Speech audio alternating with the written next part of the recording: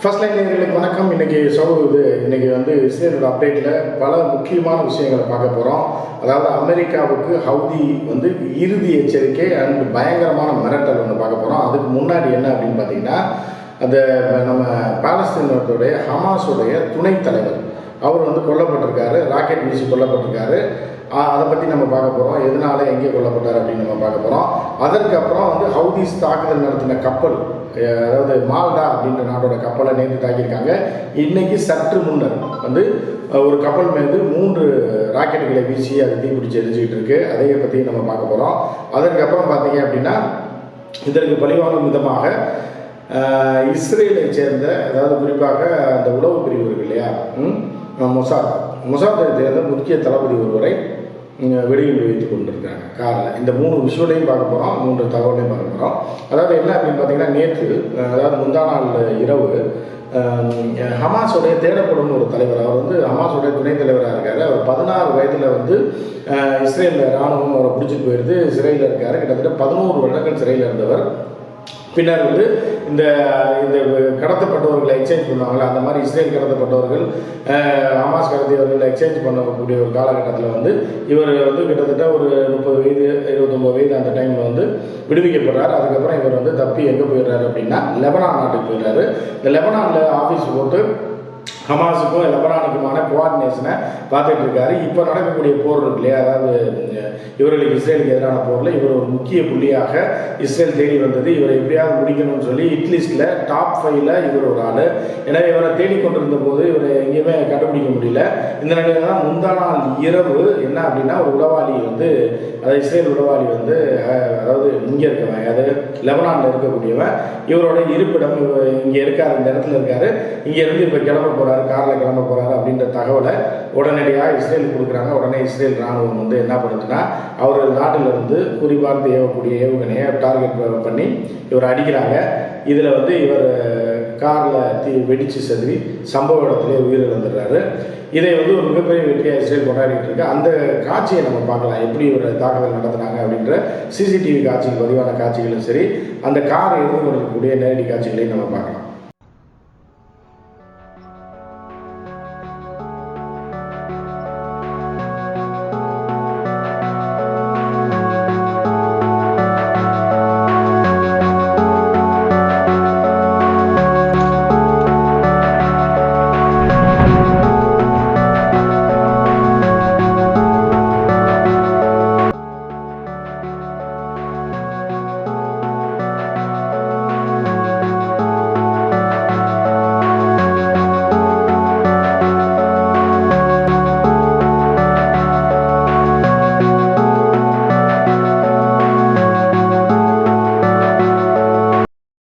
இதுதான் வந்து CCTV footage ஒரு அட்டாக் பண்ணுறாங்க. இதுக்கப்புறம் வந்து பார்த்திங்கன்னா ஹமாஸ் ரொம்ப கொந்தளிப்பாயிருது. இதுக்கு முன்னாடி, இதுக்கு ஒரு சில மணி நேரத்துக்கு முன்பு என்னன்னா, ஏற்கனவே பழிவாங்கும் நடவடிக்கையாக ஈரான் வந்து ஹிஸ்புல்லாவோட சேர்ந்தும் பலரோட சேர்ந்தும் என்ன பண்ணுறதுன்னா, கார் பாம்புகளை வைத்து இந்த இஸ்ரேல் உளவுப்படையான இஸ்ரேல் உளவு பிரிவான மொசாத்தில் உள்ள முக்கிய புள்ளிகள் எல்லாம் ஒருத்தரையாக காலி பண்ணிட்டு வராங்க. இதில் வந்து 5 நபர்கள் இந்த வாரத்தில் மட்டும் கொல்லப்பட்டிருக்காங்க.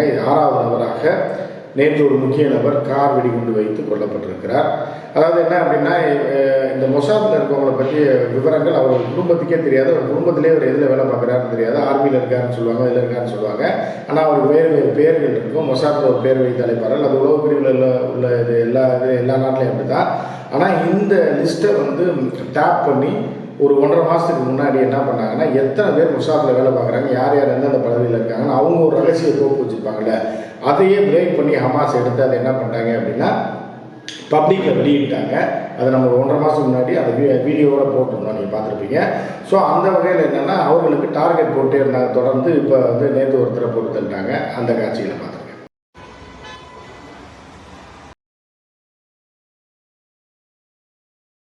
இதுக்கிடையில் என்ன இருக்குது அப்படின்னா, இந்த ஹவுதி அட்டாக் வந்து ரெட்சியில் வந்து அமெரிக்கா டைப் பண்ணுச்சு இல்லையா, முந்தா நாள் 11 ஹவுதி அமைப்பை சேர்ந்தவர்கள் இப்போ சிறிய வகை போட்டு, அந்த போட்டு போடுறேன் பாருங்கள், அந்த போட்டில் போயிட்டு இருக்கும்போது அவர்களை வந்து கொலை செய்தது. அதாவது ராக்கெட் வீசி தாக்குதலில் ஒரு 11 பேர் இறந்துட்டாங்க. பதில் தாக்குதலில் வந்து அமெரிக்க கப்பலுக்கு அனுப்பப்பட்டது.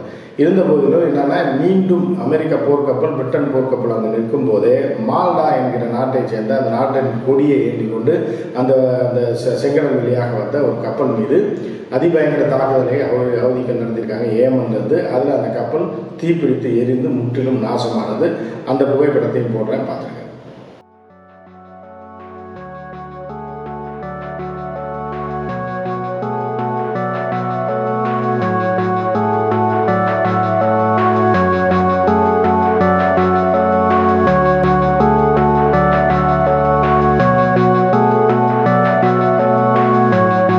இதுக்கிடையில் ஹவுதியோட செயலாளர் என்று அழைக்கக்கூடிய ஒரு முக்கிய தலைவர், அதாவது ஹவுதியோட முக்கிய தலைவர் வந்து அமெரிக்காவுக்கு பயங்கரமான ஒரு எச்சரிக்கையை விட்டுருக்காரு. இஸ்ரேலுக்கு ஆதரவாக நீங்கள் களத்தில் இறங்கினால் உங்கள் மீது அதிபயங்கர தாக்குதல் நடத்தப்படும் அப்படின்னு சொல்லி அந்த சஃபர் அல் சுஃபி அப்படின்றவர், அவர் தான் வந்து ஏன்னா ஹவுதிகளோட செயலாளர், அவர் பேசியிருக்காரு. அவர் பேச்சு காட்சியில் போனது வேற அவங்களோட லாங்குவேஜில் பேசியிருக்காரு.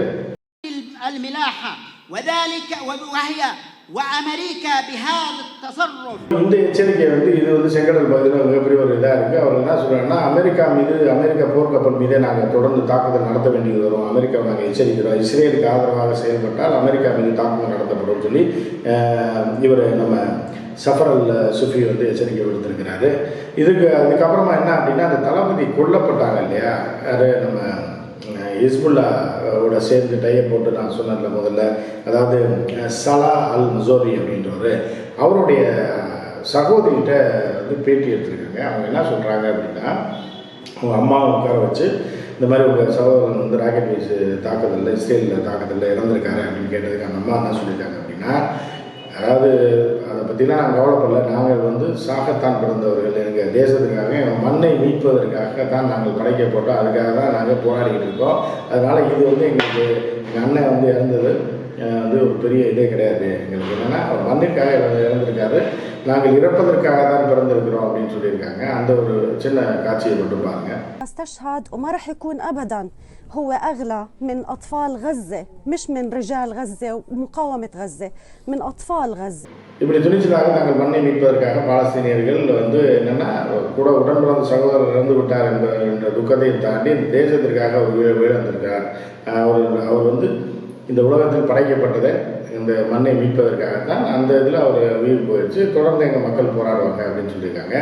இப்படி வந்து அந்த பகுதியில் இன்னும் டென்ஷன் தொடர்ந்துகிட்டு இருந்தாலும் இஸ்ரேல் பின்னடைவுக்கு வந்திருக்கு அப்படின்னு தான் நம்ம சொல்லலாம். இஸ்ரேலோட தொடர் தாக்குதல் இல்லை காசா பகுதியில் ஒரு 90% நின்று விட்டது. நேற்று கரண்ட் வந்துருச்சு நம்ம போட்டோம், சில பகுதியில் மின்சாரம் கொடுத்துருக்காங்க, தண்ணீர் திறந்து விடப்பட்டிருக்கிறது.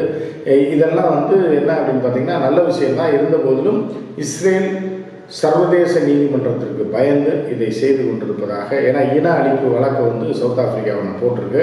அது அந்த நாட்டு பேப்பரோட கட்டிங் கூட போடுறேன். ஏன்னா வந்து அந்த இன அழிப்பு வழக்கில் வந்து அந்த சர்வதேச நீதிமன்றம் கடுமையான நடவடிக்கை எடுக்கக்கூடும் சொல்லி இஸ்ரேல் பத்திரிகையில் போட்டிருக்காரு, நீங்கள் பார்த்தீங்க. எனவே வந்து கொஞ்சம் இஸ்ரேல் பேக் அடிக்கிற மாதிரி தெரியுது. அமெரிக்காவுக்கு மரணடி விழுந்து கொண்டிருக்கிறது என்பதை நம்ம பார்க்க வேண்டியது இருக்குது.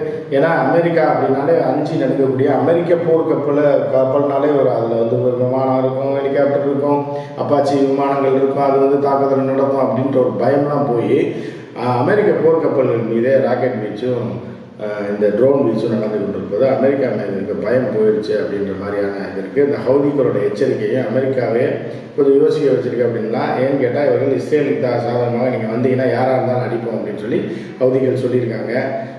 ஸோ மற்றொரு அப்டேட்டில் நம்ம நாளைக்கு சந்திப்போம். நன்றி, வணக்கம்.